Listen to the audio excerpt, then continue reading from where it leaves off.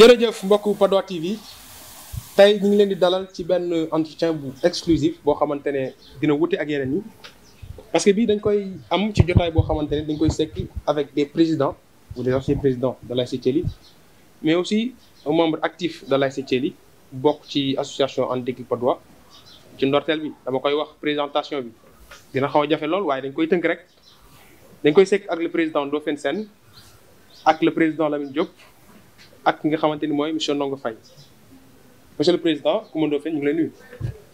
maa ngi lay fay Mohamed di nuyu ñëpp di nuyu mbokku Patte d'Oie TV fépp fu ñu nekk ci àdduna bi Patte d'Oie ak biir Sénégal ak fépp fu ñu nekk ci àdduna bi comme ni nga ko waxee nañu daje tey pour waxtaan ci affaire ASC Thiely ci li ñu dëgmal mooy assemblée générale bi ñu prévoir le dimanche 13 à 15h incha allah.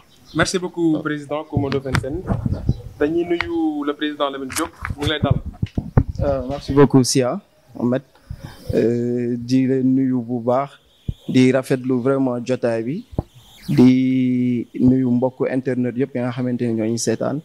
di nuyu le l'imam du quartier de la Patte d'Oie en l'occurrence imam Anne di nuyu autorité étatique monsieur le maire Banda Diop di nuyu aussi toutes les autorités yi nga xamante ni ñoom ñoo nekk ci biir Patte d'Oie bi di nuyu en même temps tous les présidents aussi di nuyu surtout le comité stratégique bi nga xamante ni moom moo ñu yebal fii nii tey quoi donc di ñaan yàlla rek lépp la nga xamante ni dañ fa waxtaanee rek mu nekk njëriñu Patte d'Oie quoi. merci beaucoup monsieur le président Lamine Diop dañuy jox nuyoo bi nga xamante ni mooy Faye di membre actif de l'association And Dekki Patte d'Oie mais aussi membre actif de l'ASC Thiely monsieur Ndongo Faye ñu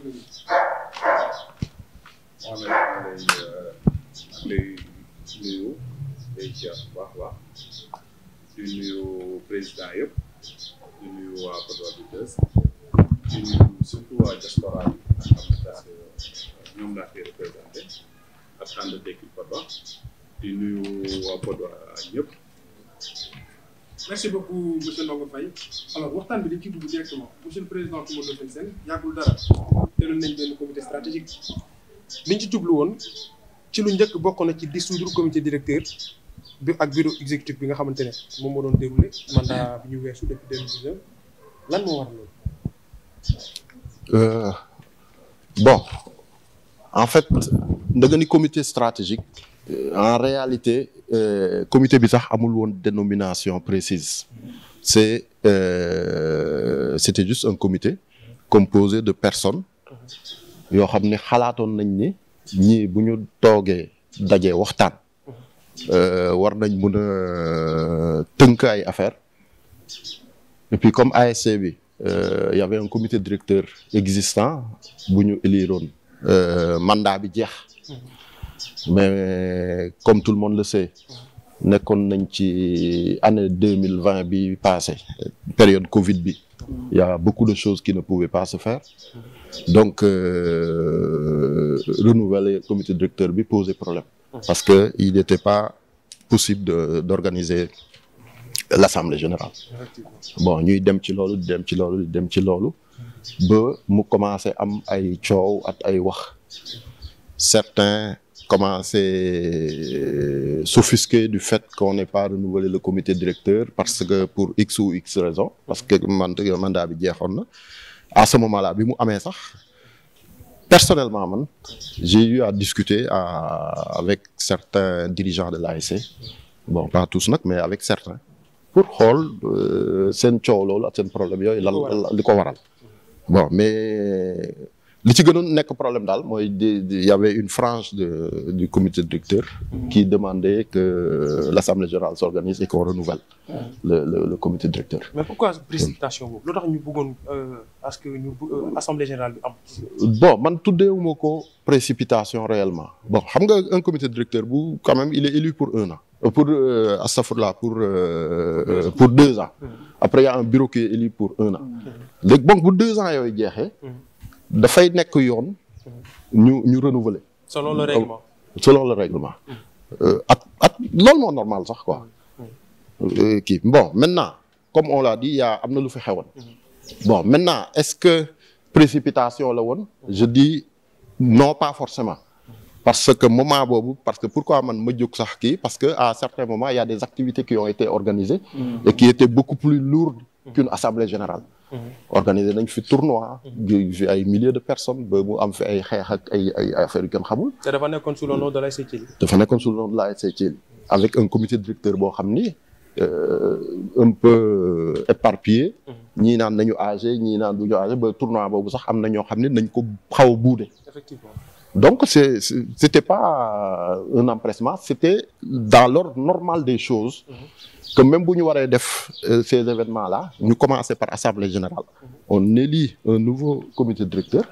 Après maintenant on peut organiser les activités que l'on veut. Alors loolu du problème. Monsieur Lamine Diop vraiment d'après li nga xamante ne président Mamadou Fane wax na ko léegi. Comité bi ko tegee c'est-à-dire yow sa approche ak bi nga ñëwee lan nga fekk ci comité bi ak ndax jàpp nga ni li leen war pour ngeen def ko yéen ngi ci. waaw effectivement parce que comité bi ci bi muy ñëw déjà on peut dire même c'était un peu tard parce que fekk na comme li ñuy wax mandat wu président sortant bi mu jeexoon. Donc à un moment dañu doon dem noonu sans pour autant ñi fi nekkoon en fait amoon légitimité boobu noonu et que entre-temps am na yu bëri ya nga xamante ni mi ngi doon am donc en tant que des responsables aussi avertis tout ce qu'on voulait moom mooy mu amaat déggoo boobu noonu parce que tey jii nii ASC bi dafa am fa nga xamante ni foofu la jógee donc on a vraiment carburé pour yegg si ba fii nii c'était pas une raison pour que ñuy delluwaat donc ñuy delloo ay 10 ans en arrière ak yooyu noonu c'est ce qu'on voulait éviter et que y avait des voix qui commençaient vraiment à s'élever ñu nga xamante ni ils étaient contre bëri woon na aussi ay bis bi nga xamante ni moom moo amoon entre les membres de l'ASC yi nga xamante ni ñoo du comité directeur ñoom ñoo ci nekkoon il y avait beaucoup de personnes aussi nga xamante ni ils avaient boudé et tout donc c'était un moment pour nous gars yi jëlaat loolu noonu yëpp ñu delawaat ASC bi tey jii nii fa nga xamante ni loolu lañ ko xamee woon. Mais est-ce que bi ñu koy jël nekkul woon faratu ci yéen. Non du tout loin de là parce que boo gisee tey jii nii li constitué comité stratégique bi tu sais nettement que ni c'est des personnes ressources ya nga xamante ni vraiment c'est bien représenté en l'occurrence c'est composé des anciens présidents tey jii nii de l'ASC ok pratiquement depuis qu'est-ce qu'on s'est dit dañoo toog benn moment ñu ne ba fan la ñuy commencer parce que yàlla def na ñun ñooy ànd. ñun ñëpp dañoo déggoo tous les anciens présidents parce que ça c'est une chance qu'on a nga xamante ni Padois tey jii nii depuis ca ñi fa nekkoon bu yàgg ba 1990 ba léegi tey jii nii boo leen waatee dañuy dugal seen loxo ñoom ñëpp ñu ngi ciy nekk di ñu soutenir bàyyiwuñu donc ci loolu nag ñu ne ok on va se donner une limite ñu ne à peu près benn dizaine de personnes ba nga xamante ni moom mooy constituer comité stratégique bi dëgg la ku nekk di nga ni lan moo tax ñu tànn kii tànn ñu kële donc ñu ne dañuy jël les anciens présidents ñi nga xamante ni ñoom ñoo fi nekkoon et qu'ils avaient mis la main à la pâte ils seront beaucoup plus en mesure tey jii nii d'expliquer la nga xamante ni moom mooy déroulement approche voilà c'était un peu ça donc depuis boo xoolee le président Nassirou ñoom ñëpp koy ñu leen di nuyu ba ci tey jii nii président sortant buy Mbagnick Sène ñëpp a ngi ci biir comité stratégique bi donc après quand même on a ciblé des personnes vraiment ressources des personnes ya nga xamante ni saa yu ñu jaaxlewee bu ñu demee gis leen ñu jàppale ñu ci ASC bi seen loxo musul jóg ci ASC bi et puis gis nañ lépp la nga xamante ni ñu ngi koy def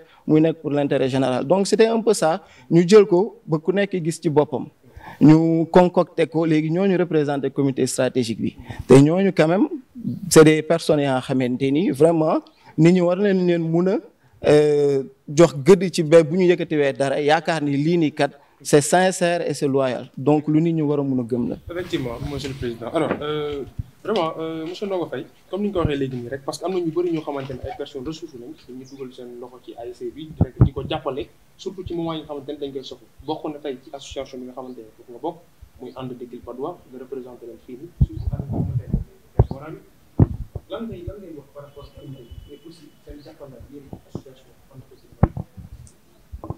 merci Sia man tamit il faut préciser que dugguma en tant que président dañ ma coopté en tant que coordonnateur de l'association ànd Dekkil Padois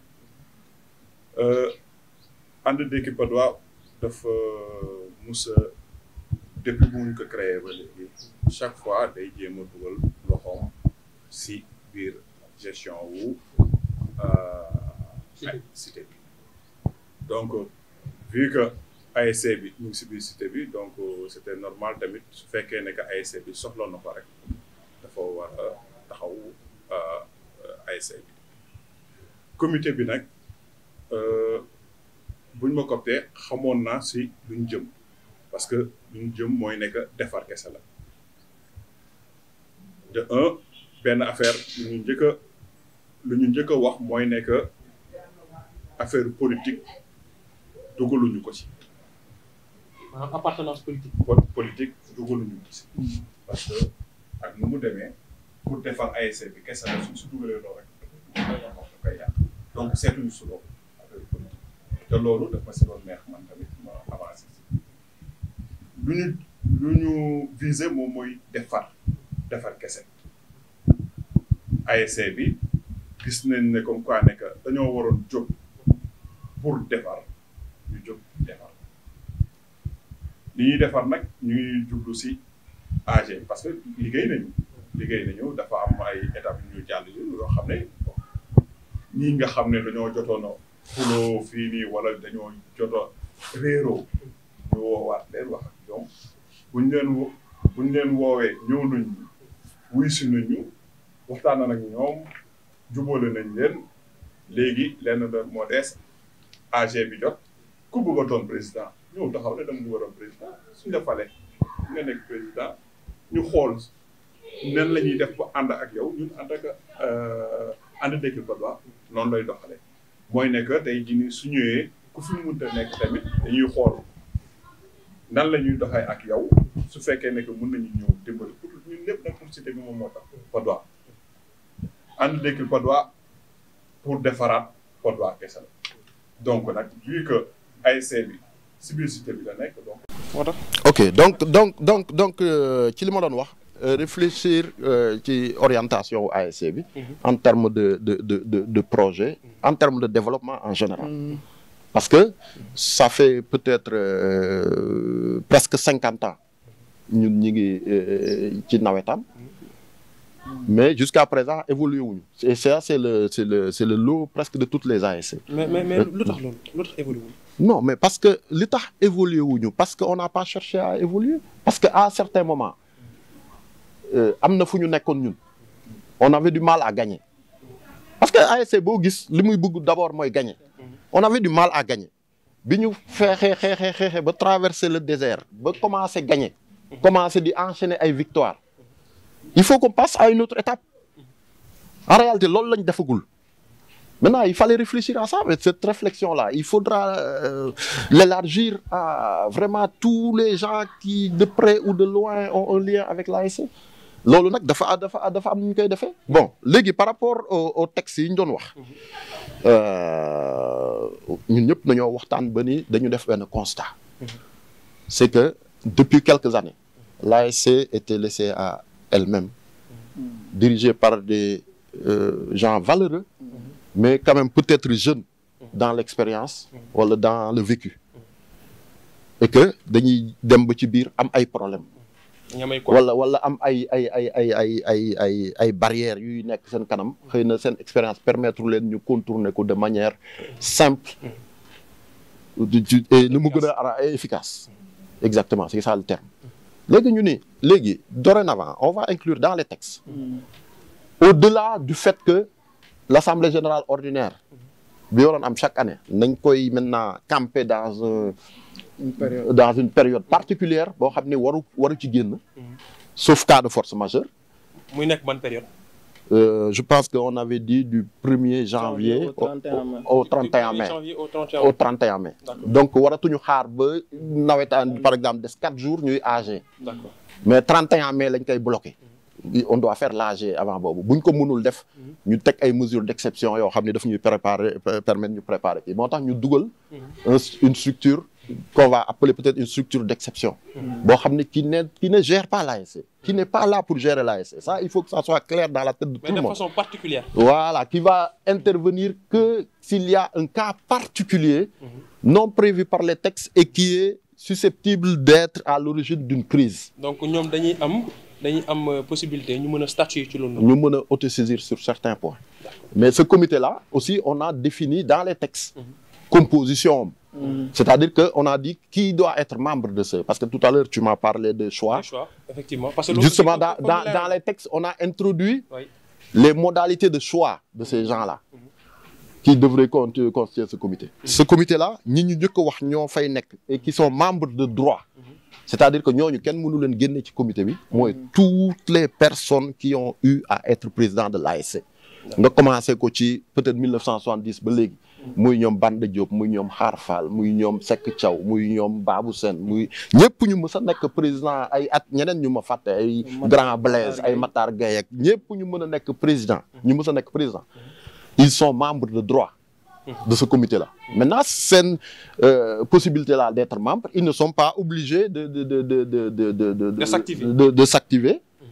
Mais ils sont membres de droit de ce comité-là. Et en plus de ça, on a mis dans les textes que ces gens-là qui sont membres de droit devaient statuer pour coopter un certain nombre de personnes. On les copte parce que c'est une histoire à ASC bi moo tax. Et maintenant, pour coopter ces gens-là aussi, duñ ko defee yaa ma neex. Il faut un consensus sur le choix de ces hommes-là. À défaut de consensus, on a mis un taux de 4/5 des membres de droit. Il faut que ñu d'accord sur la personne pour que mu mun a nekk foofu. Donc du doon affaire u xarit ak ay affaire yu ko nag buy doon day am doo xam ne ñëpp ci méngoo. Comme majorité. Voilà. Pas majorité, une majorité de 4/5. Ouais, 4/5. Si en cas de non consensus. Parce que ce qui est le premier truc c'est le consensus. Maintenant bu ñu demee bu mënul am consensus. 4/5 bi. Bon loolu je monopolise un peu la parole parce que c'est important. du lu bees parce que 2006 ñi ko fekke fii on a eu ce problème-là ak crise au sein de l'ASC boobu tamit nañu créé woon un comité de 12 personnes comité boobu bi mu liggéeyee waxtaan ba tënk na lu bëri mais malheureusement l'erreur qui a été faite c'est que li ñu tënk kenn traduire ko dans les textes c'était juste des accords verbaux yoo xam ni boobu ba léegi nag gars yi dox nañ ci parce que premier accord bi ñu njëkk a am moment boobu moo di ni woon président Thiely kenn dootu ko fal par élection. nu ñu koy fale consensus waxtaan sur des critères ak ñi nga xam ne ñu bëgg a nekk candidat waxtaan ak ñoom ba déggoo ci kenn ba fexe ba ñeneen ñi xëy na ñu nekkoon candidat tamit ñu désister parce qu'ils se seront rendu compte que xëy na choix bi mooy bi gën en tout cas moom la gars yi ëpp yaakaar. Donc point boobu mën nañ ne ça a été appliqué depuis ce. Ça a été appliqué depuis 2006 de 2006. à nos jours. À 2000 Lamine kañ nga gëj a nekk président. 2017. amu ci benn président ASC Thiely boo xam ne dañu ñëw taxaw ko ànd ak moom ko àndul ak moom gars yi voté loolu ci Babou Sène la commencé man ma topp ci. Alioune Badara topp ci. Tafa Gueye topp ci. Lamine Diop topp ci Mbagnick Sène topp ci. Bon élection Mbagnick moom amul woon kii tamit. amul woon vote depuis lors kenn musul voté pour fal président. Mais loolu nag defuñu ko woon ci texte. defuñu ko ci texte bi tamit. mais mën nañ ci. consensus la woon tamit. consensus la woon. Et les gens l'ont appliqué jusqu'à présent. D'accord. Monsieur le Président, en fait, Monsieur le Président Lamine Diop. dañu bëggoon nga wax su tuuti par rapport ak projet yi nga xamante ne nekk na ay projets socio-économiques yu concerné ñeel ASC Thiely surtout aussi ci terrain Thiely bi nga xamante ne vraiment ñi ngi ci waxtaan depuis lors lan nga xalaat ci loolu. waaw bon pour loolu moom dama ciy def sax benn historique bu ndaw.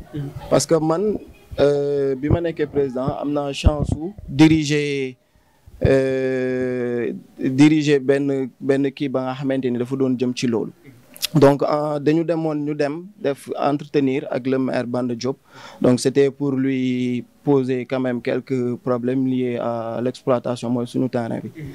Après ci la ñu mettre en rapport avec un entrepreneur benn entrepreneur ba nga xamante ni il était chargé de faire moom mooy mur bi ngay gisoon bi nekk ci ginnaaw donc pour mu defar loolu pour ñu tëj terrain bi c'était un peu pour occuper waale espace ba nga xamante ni moom moo nekkoon ci kanam donc ci kaw loolu la ñëw le projet yi yàgg na fi nekk donc depuis lors ñi ngi doon jéem a xool naka la ñuy def pour jëmmal suñu terrain bi jógee ci la nga xamante ni moom la Ndof doon wax loolu mooy dépasser sax cadre nawetaan en fait boo xoolee ñun li ñu bëgg et puis li ñuy gën a yëngu c'est surtout ça donc jéem a évoluer nekk benn stade ba nga xamante ni vraiment lii dañ koy dépasser c'est vrai que on n'a plus rien à prouver au niveau de la zone au niveau de vraiment fu ñu jot a jaar yëpp ASC Thiel yi bi mu nekkee équipe bu mag du tey donc ñun dañoo ñëw fekk mu tegu ci ay raay ñu ñëw bëgg rek yeggali loolu en fait c'est un peu ça donc ñun day lépp lu ñu mën a def ñoo xam ne ñoo nekk acteur tey on fera en sorte que pour que puso yu bañ réer suñu loxo donc ci kaw loolu nag mu am ay nit yaa nga xamante ni gars yi dañuy toog di xalaat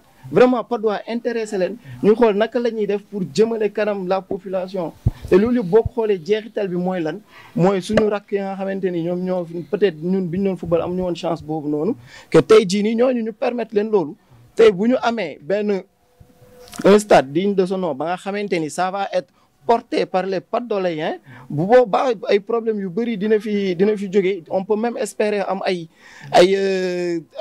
internationaux ay gars ya nga xamante ni vraiment fii lañ leen di former.